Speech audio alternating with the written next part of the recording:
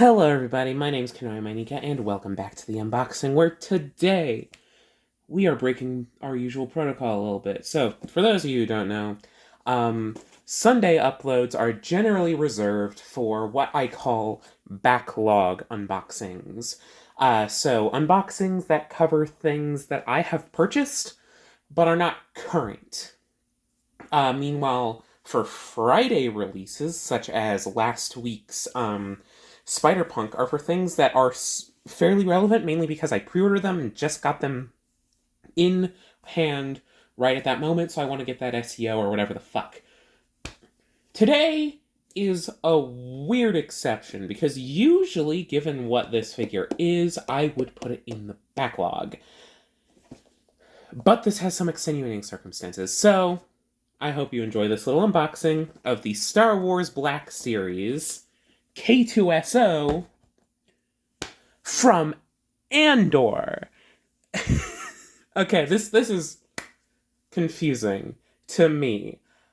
So, for those of you who haven't seen Andor, go fucking watch it. It's the best show on Disney Plus. It's one of the best, if not the best, Star Wars thing ever released. Do yourself a favor and watch that goddamn show. Anyways.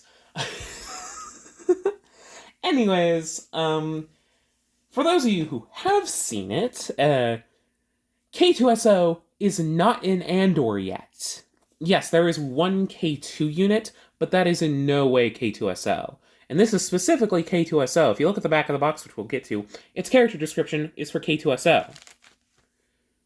Which means that this is a Season 2 figure. Season 2 is not meant to release until 2025. What are we doing here, Hasbro? I think I kind of get it. K2's inevitably going to be in the show. I'm pretty sure he's already been announced for Season 2, and even if he wasn't, I would be like, he's in Season 2. It doesn't make sense otherwise. But what are we doing releasing him this early? I love K2. But this will have no brand fidelity. Hasbro's already bad enough at it as it is. The fucking X-Men figures were released all weird, and then the Deadpool and Wolverine figures don't come out till November.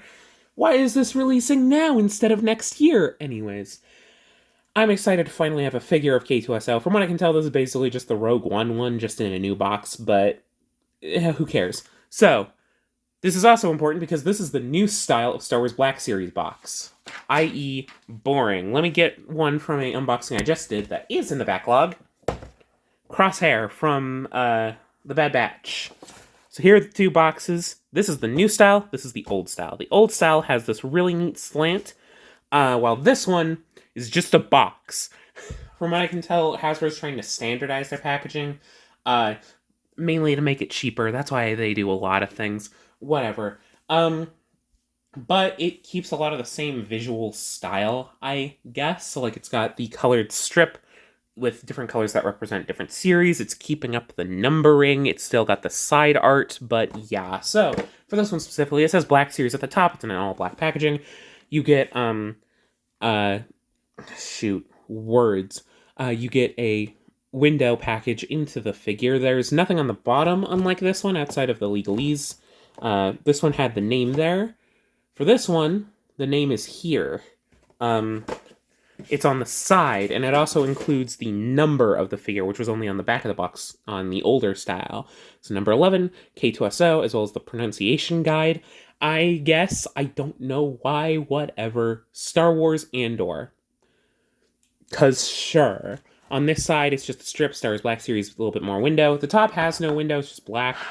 Bottom, legalese. On this side, we get artwork of K2 next to, I believe this is Andor from one of the previous Andor figures, because it's still continuing that artwork, because whatever. Anyways, back of the box has a zoom in of that image. It might be the same amount of zoom in now because of the size, whatever. Star Wars Black Series K-2SO. Here is his bio to prove that this is K-2SO specifically and not just some K2 droid. 11, Star Wars Andor, Disney, Hasbro, legalese, stuff like that. Let's get him out of the box. I guess we'll try the top. Again, this is a new style of packaging, so that's why we're covering it now. Otherwise, I wouldn't. But I also love K2. K2 is awesome. He is my favorite Rogue One character. I like silly robots, and he is the silliest of robots. I love him so much. So anyways, this is going to be a weird unboxing, because he comes with no accessories because he's too big. I mean, he's not too big. This is the size he's supposed to be in lore or whatever, but he comes with no accessories. I mean, I don't know what he could have come with, again, because Season 2 of the show has not come out with, so we don't know if he has any accessories in that, but whatever. Also, Hasbro's gone back to plastic packaging. Again, I am mixed on this. I understand why people don't like the plastic-free. It has its myriad of issues, especially containing QC, but they are also not good at plastic. I hate these fucking vacuum-sealed whatever the fucks. It makes doing that harder. That felt not as hard as some others I've tried, but sometimes they really suck. But anyways, okay. Ooh, it has ankle tilt. Okay, here is K-2SO in all his glory. If you have Black Series and you've gotten Rogue One figures, I imagine you probably already have this mold, because I don't think they have changed their K-2SO mold since it released back in that original lineup for Rogue One or whatever. But here I am with the Andor K2. So first off, he's all black because that's how K2 is. His eyes are very simply done, rather than having any sort of slits. It's just plain white. Let's look at that head, which is also, outside of the eyes, really, very nicely painted. We're going to go into more detail because there are no accessories, so we got to fill up time somehow, baby. So yeah, very nicely painted. The silver is fairly nicely done, gives it a nice little bit of detail in that jaw area. K2's a very expressive character. He can look down very well since he is so tall. Can't really look up, but I mean, he doesn't really do much looking up, just given the look that he has. The neck is also very nicely sculpted. There's no paint, but it does, thanks to the texturing on it, it does shine as if there is paint if it's in light. Come on. Yeah, he's got these orange strips around his shoulders, and you can tell it's K2 because of the chipping in the Imperial logos. These are a bit, finicky, at least to the eye. On camera, it looks a lot sharper than it actually is. It's fine, but yeah, you can tell that there's chipping damage, which proves that this is K2 rather than anyone else. The amount of chip damage rather than being somewhat nicer painted. Yeah. This is certainly K2. Oh, hell yeah. He does have articulation, thankfully. I mean, in part, I imagine since this is reuse, it's going to be able to actually move a little bit better, though it is a droid in the Black Series, so be careful about that. Anyways, but yeah, he's actually quite tall. Here he is next to an average figure. He's quite a bit taller than the average Black Series figure, which is appreciated. That makes sense, but I imagine they were able to fit him into the average, like, $20-ish budget because he is so spindly. And also, they didn't give him any accessories, but he's also very spindly. Okay. Also, since he is a droid, they are playing with articulation loadouts a little bit, so, he's got average shoulder joints, though they are hidden very well. I really like this aspect of it. He has a bicep swivel right there. He has a single jointed elbow, though, like, it makes a lot of sense given the way that the elbows look. Let's look at his back. You know, I'm getting too distracted. His hands are on a swivel, then a hinge. Very interesting, very weird, but also very robotic. I like that. Torso, ball joint, mainly a swivel from what I can tell. Though I think it has a little bit of arc. Not, like, at all crunch, but that's reasonable. Barbell joint neck. Ball joint up here, ball joint down here. Gets a lot of expressive range. I fucking love this. Okay. Yeah, this might make honorable mentions. Kick. Tons of kick range because it is basically uninhibited, but it also does not get super far out. I don't think it has a ton of swivel either, but that's because there's swivel down here. It's a double swivel, actually. Okay, so swivel. That's nice. That actually helps a lot. And then single jointed knee. Oh, don't get that out of place because of the double jointage. Single jointed knee.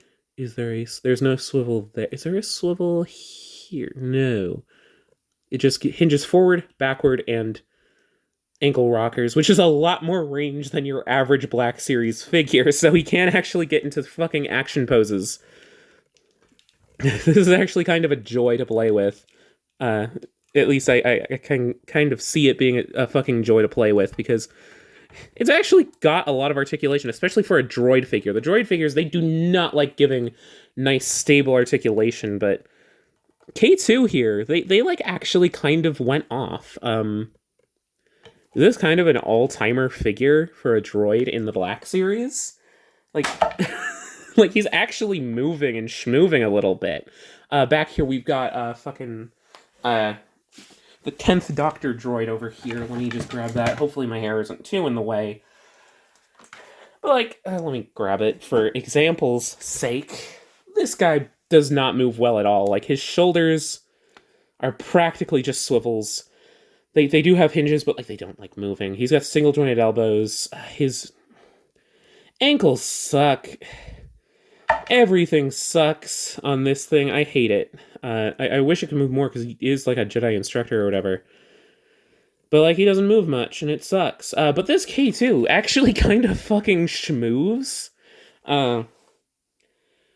Which, I mean, I guess makes sense. He does some action stuff in Rogue One, and he's the bruiser of the group, really, in Rogue One. He is the guy who goes in, gets dirty, beats the fuck out of people. Which is funny to think of a droid that way. And that's part of why we love him. He is awesome. K2 is awesome. I'm glad he's getting a great treatment from the Black Series here, even if it is just because this is an older mold, back when they had more budget, and they can just reuse that, and they'll be good. But still, this figure is awesome. I'm falling in love with this, in part because I love K-2SO. Let's look at the legs. Again, lots of sculpted detail, not as much painted detail. What's interesting is that because of the way that these joints are designed in the show, they have like these clear pegs in the middle to help them look like they're moving invisibly, like this or whatever, but they actually have a pin because of whatever, while in like real life in the show or whatever, they're done by magnets. Doesn't matter. Yeah, very nicely done. Let's look at these arms as well. Some nice silver painting, a little bit of paint damage intentionally. The back, again, nothing too crazy, but it does have some nice robotic detail. It's got the little antennae. It's got a white block there. It's got a little bit of detailing in the arm servos. It's got this little back detailing. All very nice. All very nice. There's a little bit of silver here in these chest pistons. A little bit of paint here on the torso. Again, nothing too crazy, but it all accurately depicts K2 as he appears in at least Rogue One. I don't know if he's going to look like this in Andor, because again, he's not in Andor yet. Why is this an Andor release? Anyways, I hope you enjoyed this little video. This will probably kill my SEO a little bit, but I had to do this now because it is just such a odd proclivity. Like, why are we doing this in Andor time? Anyways, I hope you enjoyed this little video about 1K2SO. Let me know if you did. Give me the views. Give me the likes and comments and subscribes. Comment down below about why you think this was released now, or if you like K2SO. If you do not like K2SO, get the fuck out of here. This is not your place. You're not welcome here if you do not like 1K2SO. Oh. Anyways, keep enjoying this video and this channel, and I will see you all in the next video, which will be very, very soon. Bye-bye!